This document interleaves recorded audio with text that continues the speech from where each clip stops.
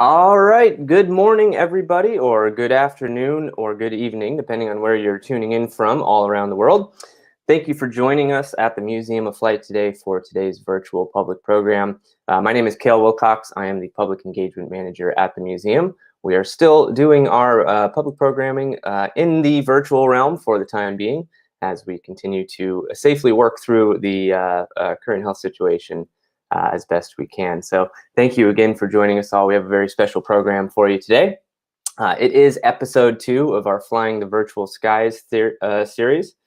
Today, we are going to climb aboard the historic Boeing 707 for a virtual test flight right here in our hometown of Seattle, Washington, which will include an attempt at the infamous barrel roll over Lake Washington. So our fearless flight crew from the Future Leaders team is going to be joined by Boeing's chief historian, Mike Lombardi, as a virtual passenger aboard this test flight. And you're going to hear some amazing facts about both this iconic airplane and one of the infamous test pilots who flew it as well. So our flight's going to last about 45 minutes today. So at this point, I invite you to sit back, strap in, and enjoy the show.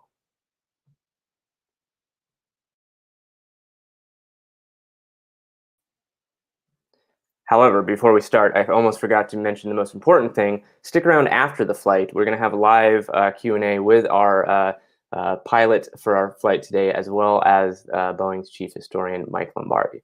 So with that, we will begin the show.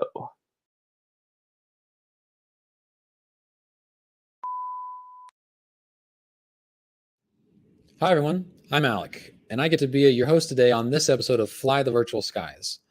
Now, before we get started, I'd like to take you all through a pre-flight briefing of sorts.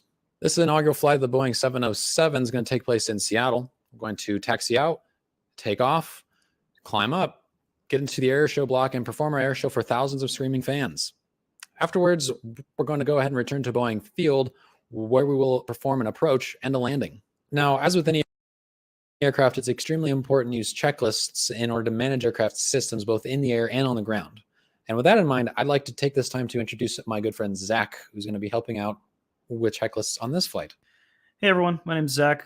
I actually flew with Alec as his first officer when we were both working together at a regional airline locally. But nowadays I'm flight instructing due to the COVID crisis, but having some fun still flying model airplanes and playing music when I can. Hey, thanks, Zach. Now, before we get started, I'd like to show you a little preview by the Museum of Flight's senior curator, Matthew Bruchette. Hey everybody, welcome back to Flying the Virtual Skies. I'm virtual Matthew Bruchette. Nah, I'm real. But I am the curator at the Museum of Flight here in sunny Seattle, and we are in a very cool plane. In fact, it's the one you guys are flying today, the 707.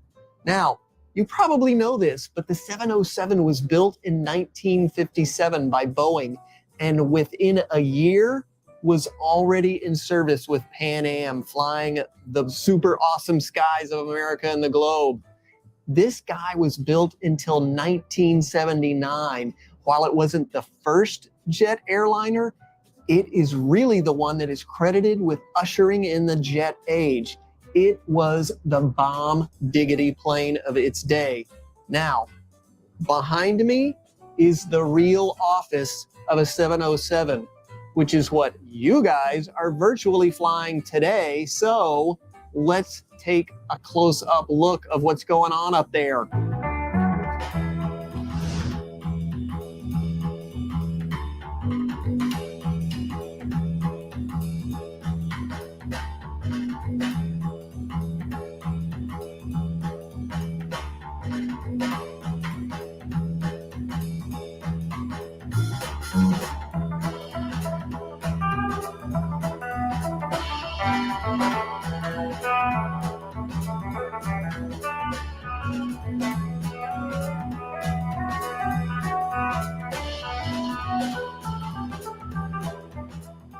Look at that.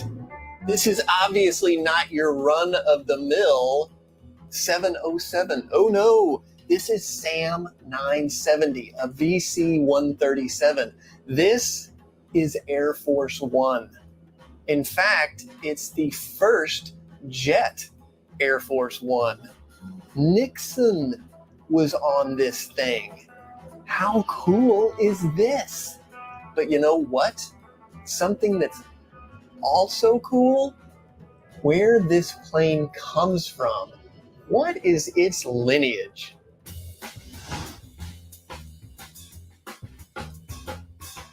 So the 707 design had to come from somewhere. Anything look familiar? Swept wing, potted engine, swept wing, potted engines.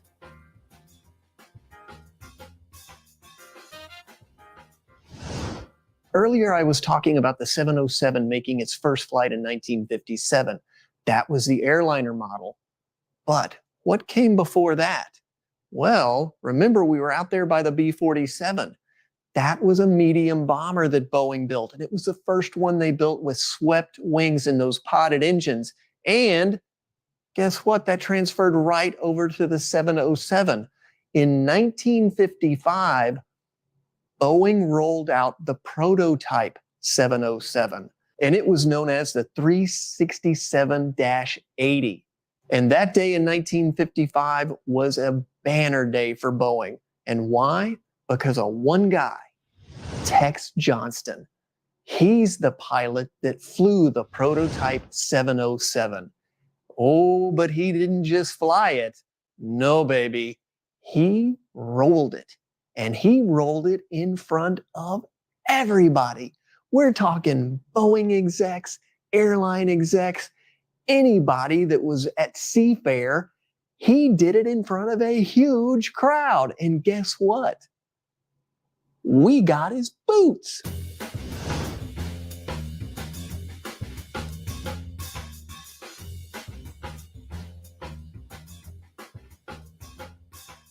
I know we could have spent at least an hour, certainly two if you include Tex Johnston, but this will give you just the amount of information you need to know when you do your first virtual barrel roll. Have fun.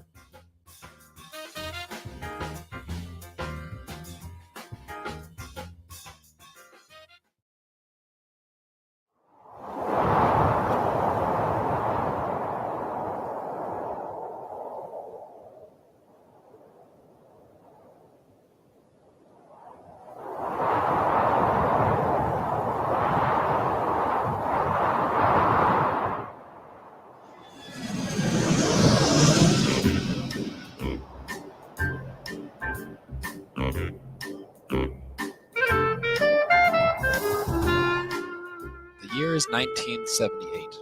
This Boeing 707 jet aircraft, along with many hundreds of others like it, dominate the global airliner market, carrying hundreds of thousands of passengers through the air to nearly every country on Earth. It has succeeded in changing the airline industry and has made its mark on the history of mankind by connecting more people across the globe than ever before. For years, commercial aviation was dominated by propeller-driven aircraft with limited range, payload, and performance. Prior to the 707, the only commercial jet aircraft in service had built up a reputation as being unsafe and unreliable. But that's all about to change. I'm Alec, and today I have the pleasure of introducing to you the grandfather of modern commercial jet aviation, the Boeing 707. But first, we need to go back in time to the beginning. Well, not quite the beginning, but the moment in the 707's life that first catapulted it into the public eye and cemented its place in the history books. Here we are at Boeing Field, located about 5 miles south of downtown Seattle, Washington. It's 1955, and commercial aviation is growing at a steady pace on the aluminum backs of piston-driven multi-engine aircraft such as this Douglas DC-6. About 3 years prior, in 1952, British aircraft manufacturer de Havilland launched the Comet, the first ever jet airliner. However, due to the Comet suffering a string of fatal mishaps since its release, the public's perception of jet airliners and their benefits has been marred by the fear of the potential for catastrophe. The time is ripe for another airplane builder to enter the global jet airliner business, and that builder is the Boeing Aircraft Company. You see, what the engineers at Boeing understood was that in order to beat out the competition, they'd have to design an aircraft that could take passengers higher, faster, and farther than the competition up until this point. With that in mind, the engineers set out and designed this.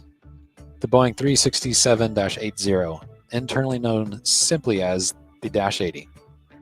Now, it should be said before we begin that this virtual aircraft that you see before you is not, in fact, the Dash 80. Finding an accurate model of the Dash 80 for use in Flight Simulator proved to be impossible, so instead we're flying the 707 developed by Captain Sim for Flight Simulator X.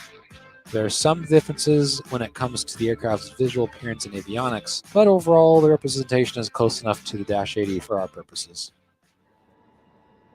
Okay, well, we are in the cockpit of the Boeing 707 now. As you can see, the cockpit, not quite like the cockpits of today. A lot of instrumentation looks more like the face of a clock than of the computer screens that are in a lot of modern aircraft. But this will get us pretty much all the information that we need between this and the instrument panel, which is directly behind me and to my right. Let's go ahead and run through it before takeoff check. All right, before takeoff check, nacelle anti-ice. Is off. Attitude warning. Attitude warning is checked.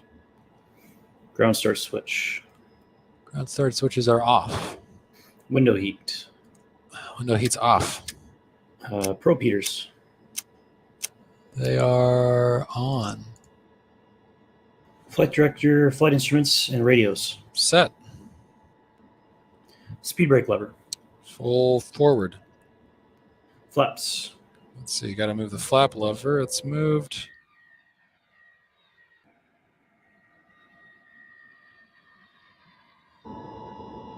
"14 green lights.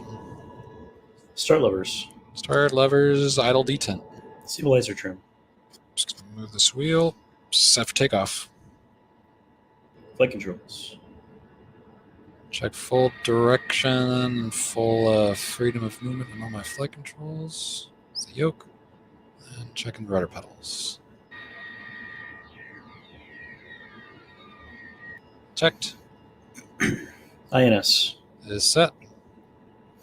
Takeoff brief and data. Reviewed, bug set. All right, before takeoff checks complete to the line. All right. We are clear on the left. All right, clear it. And here we go. Parking brake released. Gonna give the throttle just a little bit of juice. And we're gonna get underway here. So at this time, I'd like to take a minute to introduce our special guest, Mike Lombardi. He's the chief historian at the Boeing Aircraft Company. Hi, Mike. Hi, Alec. Yeah, thank you. Good to be here. Good to have you. Before we get started talking about techs and the 707 and everything, I want to take a brief moment to talk about your job as a chief historian, because I don't think that's a job that you'd see at a lot of companies. It's pretty unique. Can you tell us a bit about that? Yeah. No, it is relatively unique. I don't have a lot of cohorts out there in the world. There's I think less than 100 chief historians for businesses, but many of the bigger, older companies have a history department. Normally, it's an archive. And being in a business where there's so much interest, I mean, we're celebrating that today, right? That there's so much enthusiasm and interest in aviation that it is really something that's necessary for Boeing to do that. So we have this incredible history, and I manage the company's archive and oversee the preservation of that, a team that preserves that history and keeps our archive. So it's a lot like what you see in a library, or if you're familiar with archives, we do very similar work here at Boeing.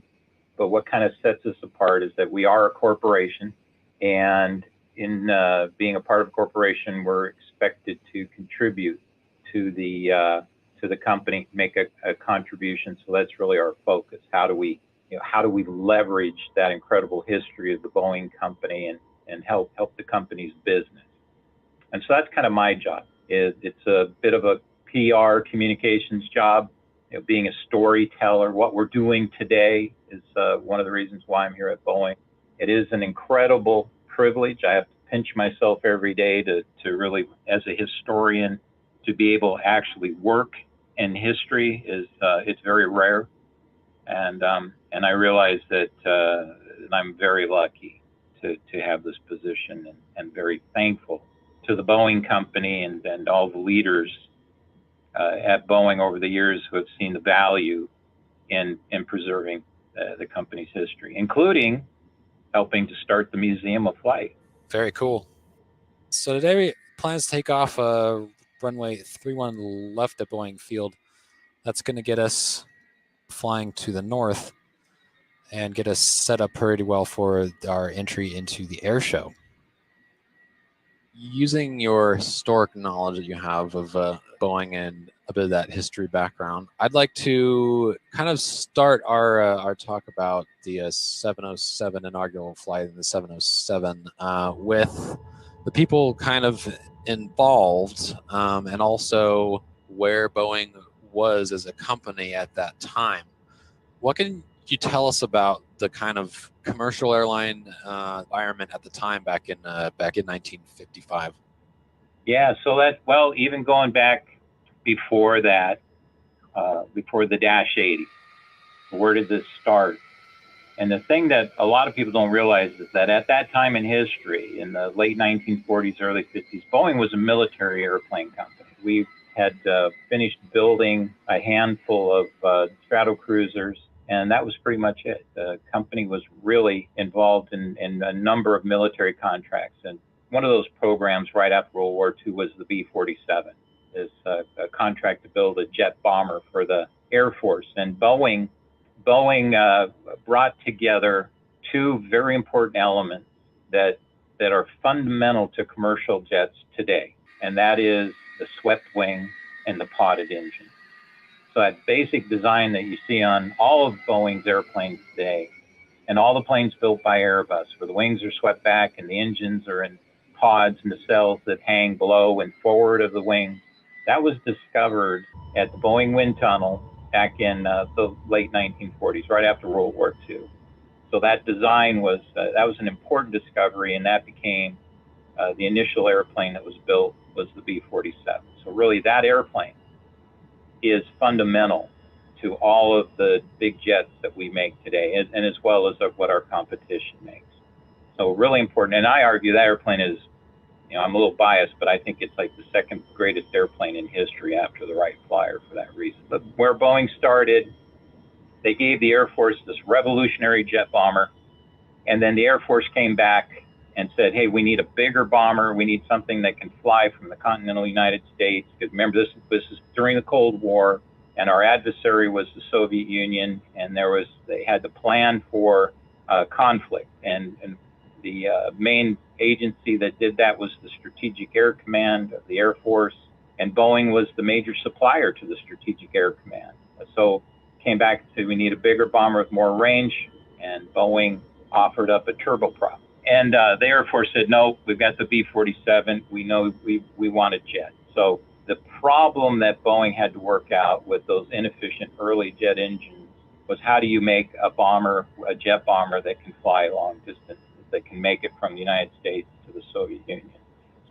So Boeing had a lot of experience in building, actually pioneering big jets, but it was all military work. Meanwhile, while Boeing was working on the B-52, over in the UK, the folks at de Havilland were making the world's first commercial jet, the Comet. And Boeing was aware of that work and following it. And the discussion that started about that time was, is that something that Boeing should be involved in? And they started to do studies on that. And as a matter of fact, Pan Am, even as the B-47 came out, Pan Am approached Boeing about making a commercial jet out of the B-47. So studies began as early as the late 1940s on making a commercial jet. And once the Comet flew, things got pretty serious at Boeing about looking at the future of the company and the future of aviation and what Boeing's role would be in that. And the decision was made between our CEO, Bill Allen, who is an incredibly important person in the jet age, working with our incredible engineering staff at Boeing, including famous Ed Wells, and deciding that, yeah, Boeing needs to get involved in this. And mind you, in this whole story about the 707, when it started, there was no interest from the customers. The Air Force hadn't shown any interest, and the airlines certainly weren't interested in jets. They had those beautiful, beautiful Connies. They had all those Douglas, DC-6, DC-7 coming out, beautiful prop liners. They were very happy with those. They saw no reason to change anything. And so that was the environment. Yeah. So that was the environment when Boeing decided to jump into the jet transport business. Yeah, I'd heard about the de Havilland comment, but I didn't realize that the history of the airliner kind of goes back even prior to the jet, all the way back into the war. Yeah. All right. Well, Zach and I have gotten the aircraft on the runway now. The next step here is I'll be applying takeoff thrust slowly to make sure the engines spool up correctly. And after that, we'll take the aircraft down the runway, get into the air, and get on with this air show.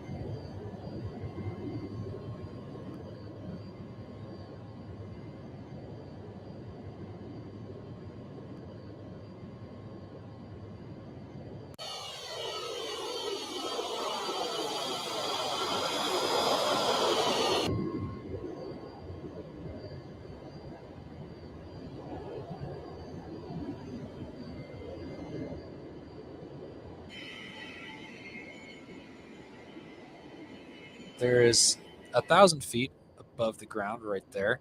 Retract the flaps. All right, flaps up. And you can see the flap gauges over there are coming up nicely. So we've kind of brought everybody up to speed up to the present day, which would be, in this case, 1955. Can you talk to us a bit about the man involved in today's demonstration? That would be Mr. Johnston. Tex Johnston. Tex Johnston was an incredible pilot, a great test pilot.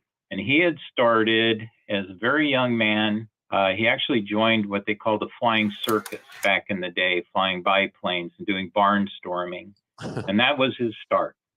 So that was his education, early education as a pilot. So during the war, during World War II, he was an instructor pilot and he became a test pilot. And he worked at Bell.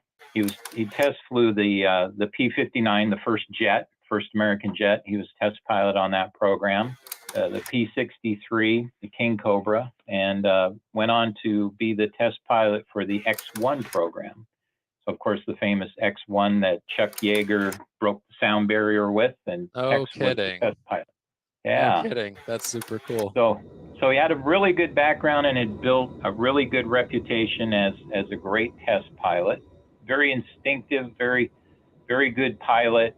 And so Boeing, at the time of the B-47, when that came out, of course, that, like I mentioned earlier, revolutionary airplane. It was the first large swept wing jet in the world. And there was a lot of unknown with that airplane. And so they needed a good pilot and brought Tex to Boeing. And that's how Tex came to Boeing, was with the B-47, and helped to work out there were some really major issues and some big unknowns with that airplane, and so he discovered or worked through a lot of those issues. So they discovered the Dutch roll, and Tex worked through that. He also found there were some issues with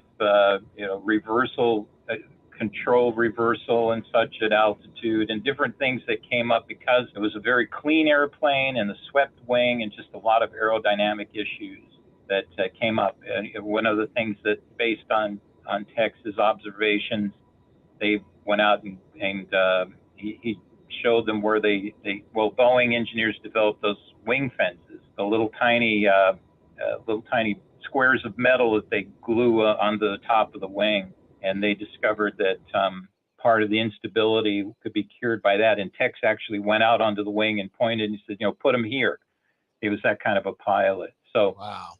So he'd worked out a lot of those issues and really was a pioneer of flying big jet at a time when nobody in the world understood a lot of what was the forces and the issues with those.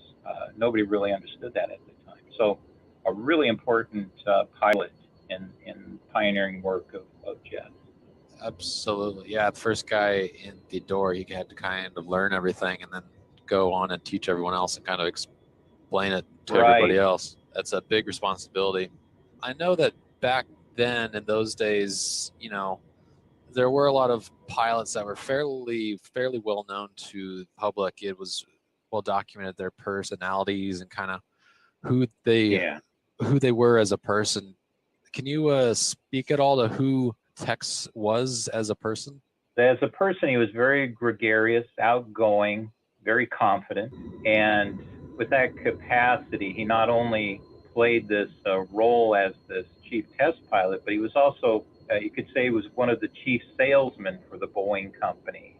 When the Dash 80 first came out, Boeing sent it around the country on a press tour. And so Tex was taking the press and other VIPs, airline executives, giving them rides in the Dash 80 and talking to the media, and he was very good at it. He was just a very, like I say, very gregarious, very good personality, very confident. And of course, he had developed this persona with the Stetson hat and the cowboy boots and such. So he really played up the role of this cinematic role of the test pilot. All right, coming up on the lake. I'm going to turn it in now. I'm going to start a gradual descent down because this is an air show after all. So we got to get the airplane down, low to the ground, all the spectators. That's how we really surprise them. That's how we put on a show. I'd like to move on now to kind of the day of the demonstration flight of the 707, which is where we currently are. Can you tell us a bit about the day, I guess, kind of how it happened, what happened, and a bit of the aftermath? Yeah. Well, it was 1955, and at the Seafair here in Seattle is this, for anybody who's not in the Seattle community, it's kind of like a Mardi Gras for Seattle, right? But so right? Yeah. So we have this annual festival, and the big part of it is the hydroplane races. And that year was the Gold Cup race. And actually, Tex was, like some of our other pilots, also drove hydroplanes. Oh. So that love of speed and breaking records, it didn't matter if it was in an airplane or flying across the water in a hydroplane, it was all the same. So Tex was actually going to compete in the race. And then Bill Allen, the CEO of Boeing, asked Tex if he would take the Dash 80 to do a demonstration flight over the race course. And this is, of course, this is done at Lake Washington, Seattle's Lake Washington, which offers this very natural space for an air show. And as a matter of fact, Tex was going to follow the Blue Angels. They had done their demonstration, and then he was going to do a demo of the Dash 80. So as Tex took the Dash 80 up and flew out towards Mount Rainier and waited for his place in his timing, and he could see that the Blue Angels had wrapped up. He saw their last maneuver, and they were making their turn to fly back to Boeing Field. And so he started his approach to show center, and without telling his co-pilot. So and he had a flight engineer, Whitehead, was with him too, who snapped a famous picture during the barrel roll. So Tex hadn't mentioned to them that he was going to do this. He just went ahead and said, "Hey, guys, I'm gonna do a little barrel roll with here and there." Like, what are you talking about? So just a little. What motivated just a Tex? Small one. Yeah, just a little one. So and maybe the Blue Angels had some influence on that, following him in. All right, past Seward Park. Now I'm going to gun the engines a bit, build up some speed because we're about to perform a bit of a U-turn. What I need to do is climb, because up next is the famous Tex Johnston barrel roll. Start my climb, and then I'm going to really yank on the yoke. I'm coming around here. Pulling the power back as I crest through this little maneuver. That was my speed. Speed's doing pretty good. I don't want to be too quick, because I want to keep the radius of my turn tight, because I got to get back over airshow center pretty quickly. Please note I'm not an actual airshow pilot, so doing my best here. And Seward Park's right down there, coming back up on the Gold Cup site. Now I'm going to commence my roll. At this point, nobody on the ground suspects a thing. 1,000 feet. I'm going to pitch up about 20 degrees, gun the engines.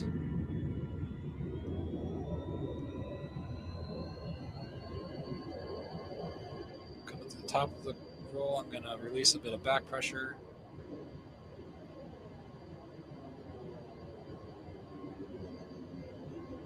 And roll out of it nicely. There we go. At this point, Bill and all the guys on the ground are having heart attacks. Some background here why Tex did this. So I mentioned earlier that there was no interest in the airlines in this airplane, that jets were expensive. They really didn't see how the jet would be the future of commercial flight. And the British Comet had been operational, but there had been several very high profile and very tragic accidents with the Comet. A couple of them, they had come apart at altitude. The airplanes disintegrated. Yeah. And they found out that it was issues with pressurization, that folks at de Havilland just didn't have any experience in that. And through metal fatigue of the airplane going through these cycles of pressurization, it eventually weakened the structure and it came apart. So Boeing had actually understood these issues, having pioneered pressurized airplanes going back to the Stratoliner in the late 30s. Boeing understood those issues. But Boeing had to prove to the airline that the Boeing airplane was safe, that it wasn't going to have the same issues as the Comet. And it wasn't just proving the Boeing airplane, it was proving the whole concept of commercial jet aviation. And so that's what Tex understood, that he had to market this airplane. It wasn't just showing it off. He figured he was going to help sell the airplane. Yeah. That this was the future and he was going to do his part. And actually the whole company was working together as a team, trying to do what they could to get the airlines interested in the 707, which is what the Dash 80 had been, what it was being called at the time, even before the actual 707 was built. So Tex, knowing he had to do his part to sell the airplane, decided there's nothing better to show how safe it is than to do this maneuver. So he went ahead and pulled the nose up. And as he said, it's a 1G maneuver, that through the whole maneuver, it's 1G. The airplane doesn't know it's upside down or sideways, that it has the same force on it as it does flying straight and level. Through the whole maneuver, he maintained that. So he did a full barrel roll over Flight Center and proceeded on towards Mount Baker, head north, and flew out a bit, turned around, came back, and did a second barrel roll. Okay. So did two barrel rolls. Wow. And to the great excitement of the crowd and such, and of course, at that time, and Tex knew this as well, that there were a number of airline executives in town, as well as leaders from across the aviation industry who were in town. I think it was an AIAA meeting, a couple other, there was an SAE group here, so all these professional groups. And so a number of the big wigs of the aviation world were here in Seattle and watching, along with Bill Allen, the chairman of the CEO of the company. Yeah. And so the story goes that as Tex flew over, Larry Bell from Bell, he had some heart medicine that he took, and he had just taken one of the pills. And when Tex did the barrel roll, Bill Allen looked at him. He says, "I think I need one of those more than you do." So. All right. Starting our roll. Gunning the engines. It's 20 degrees. Relaxing a little bit of back pressure.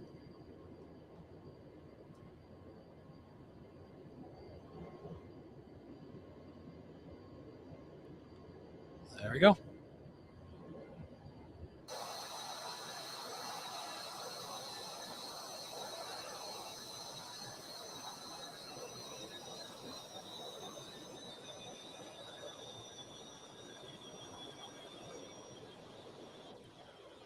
All right. 2 barrel rolls as promised. We're going to climb up to 2,000 feet, and I'm going to get everything back under control again here. So we've talked about kind of where Boeing was at the time as a company. We've talked about the man involved, Tex Johnston. Can we talk for just a moment about what happened to the 707 after that? Because clearly it was a history-defining aircraft, and that it kind of broke down the door into the jet age. Can you talk a bit about how it got to that point after this inaugural flight, and how it kind of evolved into the aircraft that we know today? Yeah, it's actually a pretty sizable story. And the thing to remember is that this isn't just an airplane story. This is a business story about how to advance a business. And Bill Allen, again, the CEO at Boeing, took this tremendous risk, a business risk, on going forward with the Dash 80.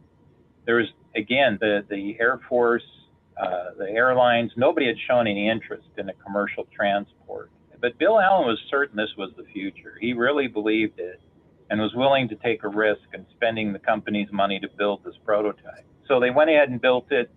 There was 2 things that they were banking on. One big one is that when you look at we go over to the subject of air-to-air refueling, and Boeing had built B-52s and had developed this little contraption called the flying boom to refuel jets in flight, and that the tanker at the time was the Boeing KC-97, a piston airplane.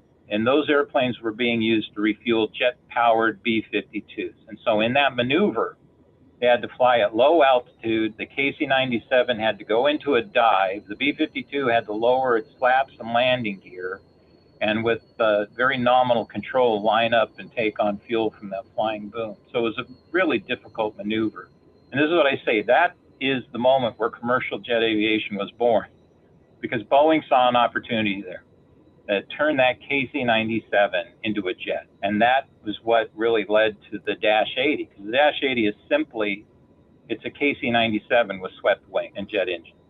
And again, now going back to Boeing being the big supplier to the Strategic Air Command and having a really good relationship with that customer, with especially with famous General Curtis LeMay. LeMay looked at the Dash 80 and said, I want those, and thus was born the KC-135. All right, approach check. Approach check, seatbelt switch. On. Landing lights. On. EPR and airspeed bugs. Set. Altimeters. Set and cross-checked. Radio altimeters. Set. Flight director, flight instruments, and radios. Set and cross-checked. Set for landing. Pressure and quantity normal. So the KC-135 was the first offspring of the Dash 80. And Boeing now was looking at the strategy now was, okay, we've gotten the Air Force to help develop this jet transport.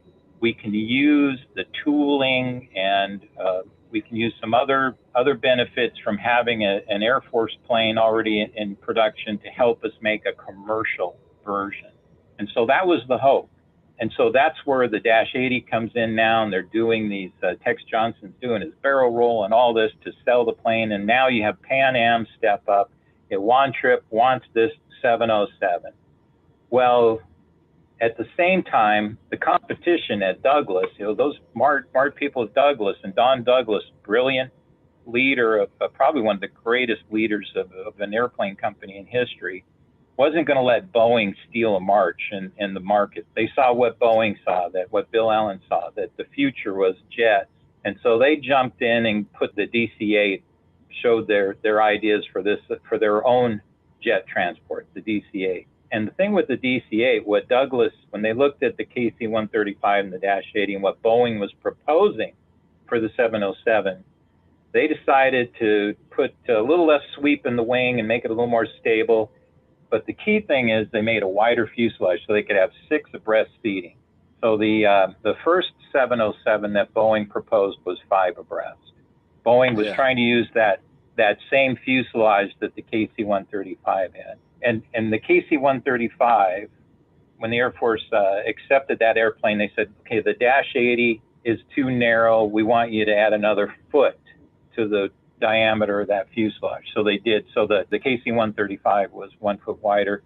And that was the hope for Boeing, was to use that. Well, here comes Douglas, and their plane is 3 inches wider, and they can go 6 abreast. So now Pan Am says, nope, I don't want the 707. We want the DC-8. Hang on, Mike. Hey, Zach, let's do a landing check. Full forward. Spoiler switches. On. Engine start control selectors. Both. Gear. Down in 3 green. Anti-skid. 4 releases. Flaps. 40 green lights.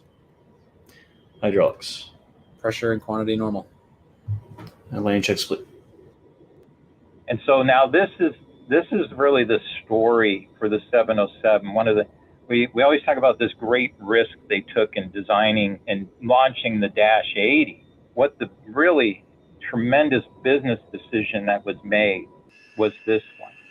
They had to throw out almost everything as far as all the monetary plans, all the finance plans they had made to reuse tooling and to build the same airplane as the KC-135.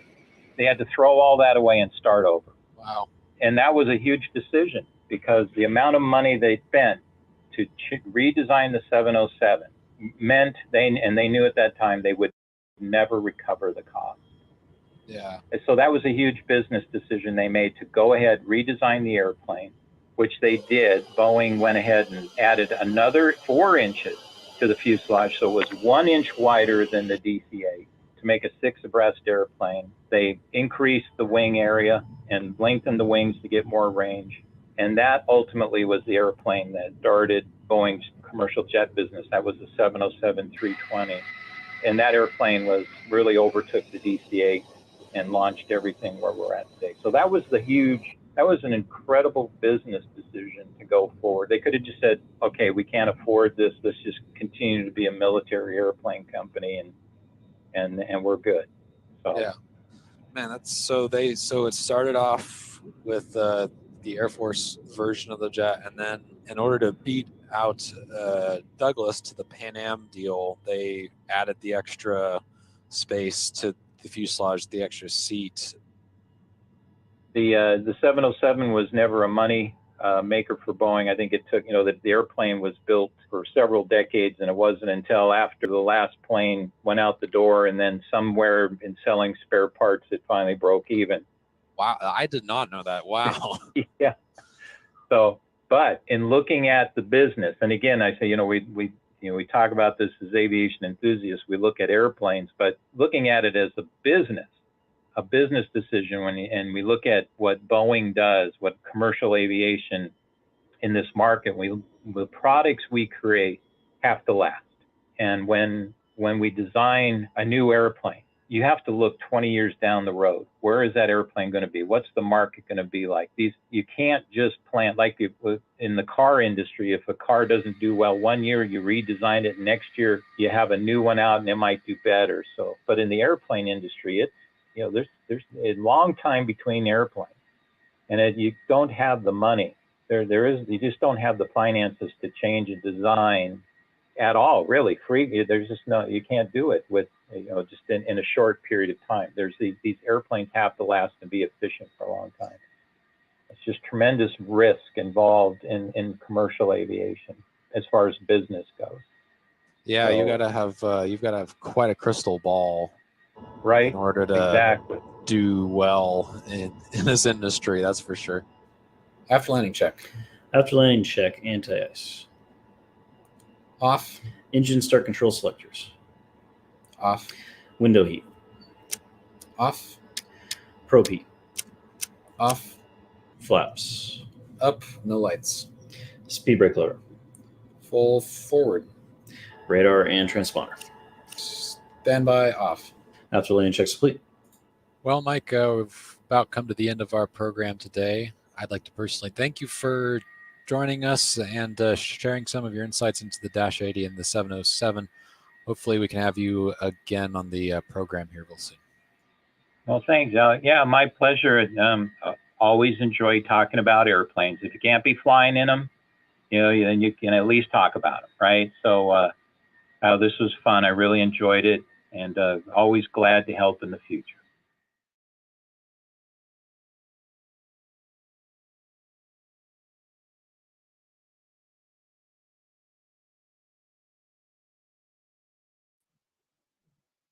All right, we are safely back on the ground after our test flight in the Boeing 707. We are live coming to you over the YouTube stream now. We're going to do some Q&A with our two guests today. We have Alec Lindsay, who was our virtual test pilot for the flight you just went on. And we have Mike Lombardi, whose voice you were hearing throughout the program there. He is Boeing's chief historian. So I'm going to bring them up onto the screen now, and we can say hello. We got Alex, we have Alec, and we have Mike Lombardi. Welcome, gentlemen. Hello. How are you today? Glad to be I'm here. excellent. Thank you. Awesome. So I'll remind our audience watching on YouTube right now, if you have any questions for either of our guests today, go ahead and type them into the comment section there on YouTube. We can see those, and I will pull questions out as they come in. I'll go ahead and start things off, though. I have a couple questions of my own here. Mike, what became of the Dash 80 that Tex Johnson barrel rolled there at Seafair? Where is that airplane these days? Well, first I want to thank Alec for that ride. That's a great way to spend a Saturday afternoon. I got to go for a ride in the Dash 80 and do a barrel roll. That was awesome. Yeah. Well, the Dash 80 is where it belongs. It's in a place of honor as part of the collection of the National Air and Space Museum. It's the centerpiece at the Udvar-Hazy Annex. It looks beautiful there. But it's an American treasure, and that's where we keep those, all those great American treasures. So next time you're at Dulles, you could go over to the annex and have a look. That's fantastic. And what did that aircraft do? What was its role within the company after that test flight? Did it ever go into passenger service as an airframe, or was it simply a test plane? The Dash 80 actually had an incredible career. It stayed with Boeing until I believe it was 72, and it was when it was donated to the Smithsonian. And in that time, it continued to do pioneering work in many advances in aviation. So the triple slotted flaps that were introduced on the 727, on the 747, those were tested on the Dash 80. They tested some of the avionics for the SST program. They actually worked with NASA to do the landing system for the space shuttle. The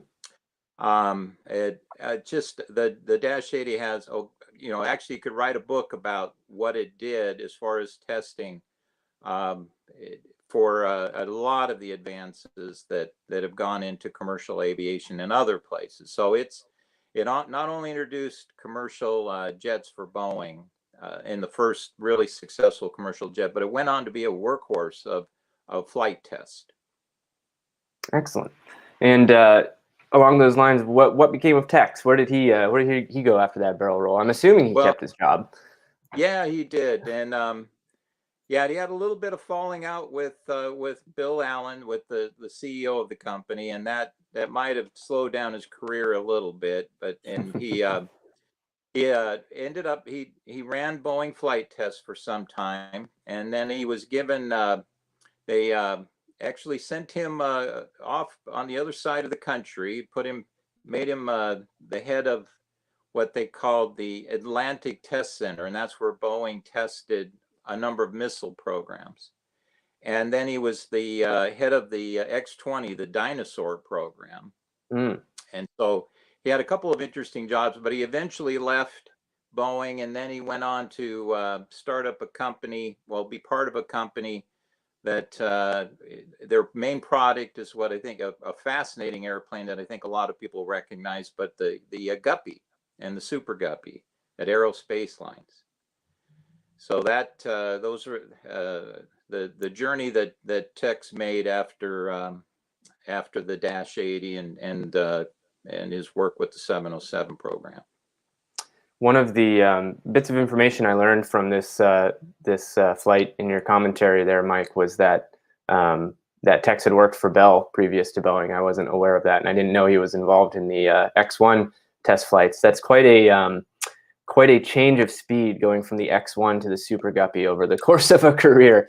But it sounds like he was a pretty well-rounded pilot. He was, yeah.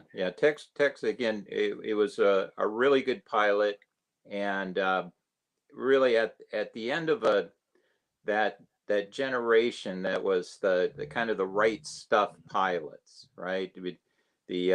Those daredevil, quote unquote, daredevil test pilots that had great instincts, great piloting skills, really basically fearless. And that next generation that came around in the late 40s was really more of, in the pilots we have today that are still, they're incredible pilots, excellent pilots, but they're also scientists. And that's the difference. Today are you bring those great and contributed greatly, just immensely, to the safety of flight. Yeah, maybe as a little more measured than quote cowboy pilots like Tex Johnson might have been, right? Question for you, Alec. You are a pilot yourself in real life, as well as a virtual aerobatics pilot now. In the run up to your barrel rolls that you performed in the 707, was there anything about that maneuver that stood out to you as maybe not quite as easy as Tex made it look? So in the actual story, Tex says that he performed a barrel roll at exactly 1G. And all of the attempts that I made, that was really hard to do. So after I got accustomed to how to actually get the airplane through the maneuver, I think the best I ever did was on the rollout from the barrel roll. I think I had about 2Gs, and that's about as good as I could do personally. It is a big airplane. I had to get a lot of speed up, and that generally results in quite a lot of Gs. So that was definitely challenging. And then also just how to prevent a ton of altitude loss on the exit out of the roll, because as you come down and you're perfectly inverted, you're gonna start to descend. So I had to kind of learn, and you could hear me at the top of the roll. I was telling kind of myself to release a bit of back pressure on that yoke to kind of prevent the nose from starting to go down too quickly, which would result in quite a lot of altitude loss. And in my first handful of attempts at it, I didn't do too well with that. But after a while, I kind of got the hang of it slowly, and the result is what you saw on the screen. So that kind of brings up another question for me, Mike. Is there any documentation around Tex practicing this maneuver before he pulled it out over Seafair, or was this purely improvised? Oh no, he says that he had gone out and done it prior to this. He tried it out and found, of course, like he says, it was pretty simple. And I think probably the problem you might have had, Alec, was that the airplane you're flying, the 707, the 300, the 320, is a bigger airplane and a lot more weight. So they remember the Dash 80 was especially when if you look at it next to so let's say it's basically the size of a KC-135. So those of you, anybody who's been in the Air Force or an air show and saw a 135 parked next to an AWACS, which is a 707-320, you can clearly see the difference in size of those two airplanes. And so that might be that you're dealing with a smaller airplane, a little more maneuverable and less weight, and that might be. And of course, there's no, you're not, the airplane wasn't carrying anything, right? Probably real low fuel load because just flying a short distance. So that might have been why techs had a little bit easier of a time keeping the nose up. One of our viewers pointed out that they were surprised to see thrust reversers on the 707 and wonders, was that the first Boeing jet to have thrust reversers? Wow, that's pretty observant. Yeah, that was the first jets, the B-47, B-52s, didn't have thrust reversers and relied on parachutes. And of course, you can't have parachutes, falling all over the runways when you're doing commercial aviation, right? It's just planes taking off and landing all the time. You just can't do that. So one of the innovations that Boeing worked on was developing a thrust reverser, and that with those JT, with those 3Ds, the Boeing was able to create that. And also it also helped with, at the same time, they had to work on noise suppression. Those early jets were really loud, and with the Air Force, nobody really complained because Air Force bases were off in the middle. B-52s are flying out in Minot, North Dakota, not a lot of population there. But once you're flying commercial jets out of airfields in major cities, people started to complain about the noise. So that became an important thing that Boeing worked on, as well as the thrust reversers. So that 707, that with those JT 3Ds were the first to have thrust reversers. Interesting. I can appreciate the modeling of the smoke behind the engines in the flight sim software there, Alec. And the time that I've seen old school 707s coming and going from Boeing Field, you can always see them on approach from about 5 miles out by the plume of smoke they leave behind them with those old engines. Another question from our audience here, this one regarding airlines. There's been a couple questions about Pan Am, actually, which are pretty comes up commonly when you're talking about Boeing and its history. But they ask, Pan Am is well known for incorporating the 707 into global flight. Can you speak about other airlines, aka Northwest, bringing it into service and using it? Any stories around those other airlines? Yeah, of course. Pan Am was an international airline, and more, their claim to fame was, and really what they were angling for was getting across the Atlantic. And there was that competition with BOAC and the Comet when the first 707s came out, and actually the British Airways, BOAC, wanted to make sure that they beat the 707 across the Atlantic and all there. So that was Pan Am. But transcontinental U.S., you had United, TWA, were jumping in and really leading that in those days. So they were, as far as domestic service in the U.S., they were really the pioneers in that. So good point. Yeah. There was a question, we kind of touched on it. What were the main differences between the Dash 80 and the 707? I think you talked a bit about the fuselage width, the overall size of the aircraft. Were there any other major points of difference? Yeah, the wing was considerably different too. The wing root was expanded greatly. There's a wing glove between the fuselage and the inboard engines. The outboard wingtip, the outboard of the outboard engines was quite a bit was added over a couple different iterations of the 707. So it's a much bigger wing and a much different wing. So that's a big part of it. Plus the fuselage was lengthened. The again, it's a good.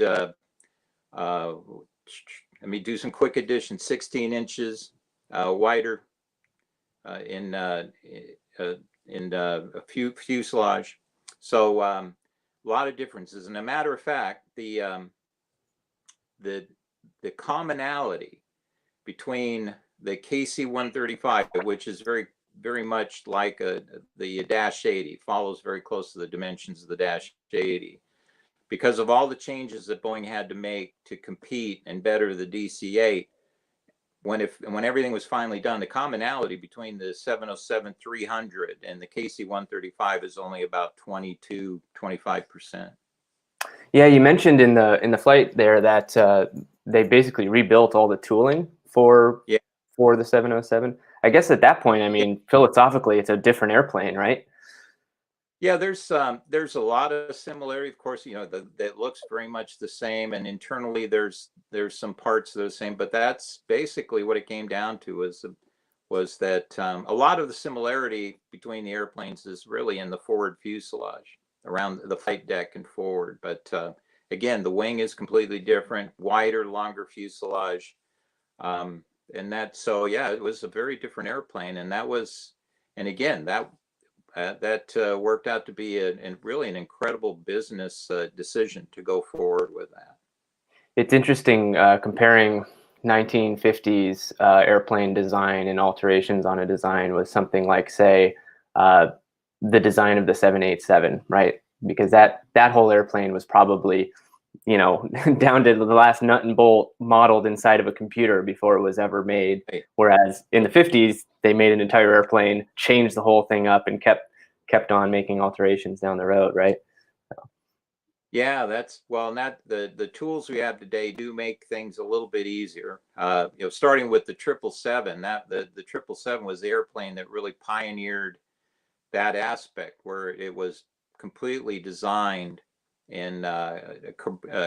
designed by computer, the 3D design, and pre-manufactured. So they actually figured out how the airplane would go together using computers. So that saved all the time and effort that would normally have gone into building a mock-up, which was the practice back in those days. Is you would build a mock-up and try out all those changes and go through lots of paper drawings to do that. So that was a lot of time and a lot of effort, which now we, with the tools we have today, do a much better job, save a lot of time and money.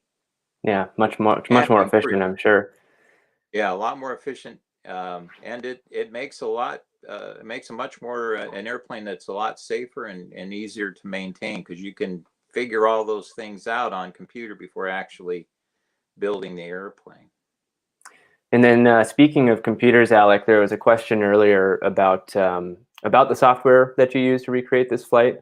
Also the specs of your computer you use for it, because I know that kind of program is usually pretty intensive for computers. Well, obviously, as you saw, it was Flight Simulator X. I'm running for all you PC people out there, see, Intel Core i7 6700K, NVIDIA GeForce 2070 Super, 16 gigs of RAM, and it's all off of an SSD, actually like 3 or 4 SSDs.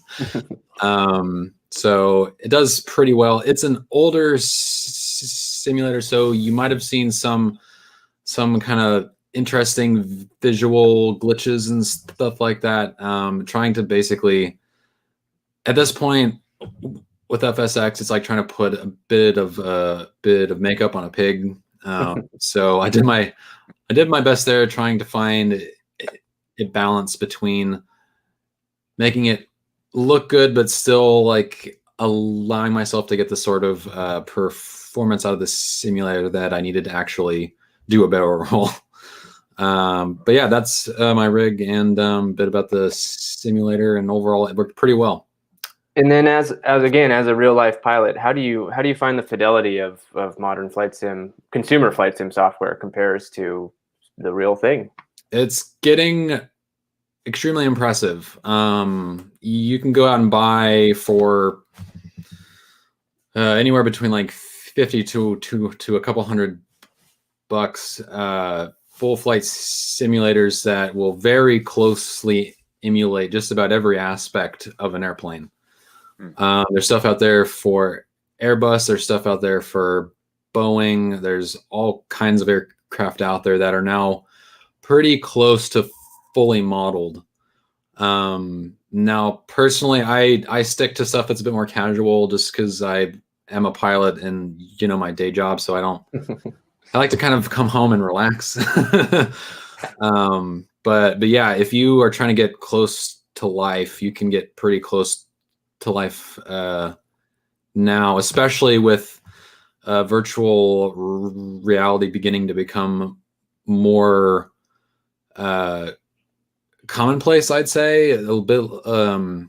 There's definitely a few programs out there and a few airplanes that play super nice in VR that I would highly recommend you check out if you have the means. Awesome. So then, Mike, that kind of brings up a question for me. How does flight simulation software factor into design and training at a company like Boeing? And does it, I guess? Well, the flight training at Boeing is, I think, it's probably a lot more complicated. You have to have those full motion simulators and that. So there's a little more money involved in a pretty big building you need to have for that. So it's a, but yeah, but Did the company start? Yeah. Oh, sorry. Did the company start using software, flight simulator software, around the same time as you were mentioning this 777 was being developed? Did that kind of computer technology go hand in hand at that time? No, actually, it was one of the innovations with the 747. Oh, up interesting. Until that point, yeah. So up until that point, flight training had been really, learning things by rote. You memorize, you go through all manuals and memorize procedures and such. And with the 747, the Boeing team actually came up with the concept of behavioral training and putting the trainee into an actual different situations, and working through it, and bringing in some of the first full motion flight simulators. So that does go to the 747 back in Wow. the late 60s. Yeah, very much farther back in time than I was thinking. Yeah, it's one of those unsung, another one of those first for the 747. This is a question that comes up a lot around the Tex Johnson barrel roll story from one of our viewers. Do you know if anyone else has done a barrel roll with a large aircraft like the Dash 80 during a public demonstration? In other words, has anyone done anything nearly as bold as Tex has ever done? Well, there's a lot of stories out there about that, and there was and there's also some thought that there was an accident with a Lufthansa airplane, and there's some thought that the pilots might have been trying to do a barrel roll. I think it was, no, I shouldn't say which airline because I'm not sure. But, and there's always talk that other pilots have done this, but at Boeing, the policy is no. Tex was the only one that did that, and nobody else has done that, nor is that the company's very adamant that that's not to be done. I'm sure there's a line in the flight manual that says "Do not barrel roll." Yeah. Right? Yeah. All right. I'm not seeing any more questions come in here. I am going to ask a very self-serving question, Mike. I know you spend a lot of time around the Museum of Flight. I've seen you down there quite frequently. Do you have a favorite aircraft in the Museum of Flight's collection? Well, yeah, I'll have to say the P-51 Mustang. That's been a personal favorite of mine. I love the Mustang, and so the one that at the Museum of Flight is a beautiful example, thanks to Dan Hagedorn, the former curator. That's just a beautiful airplane. So that's certainly.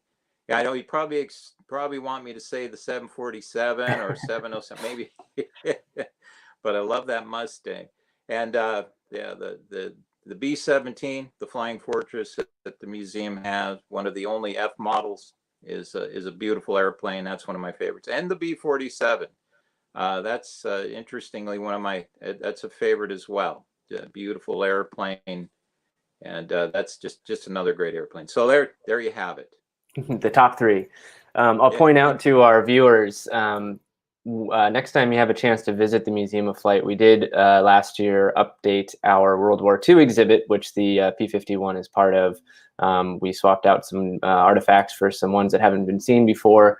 We actually relocated that P-51 up onto a pedestal of honor, and the exhibitry around it has been changed.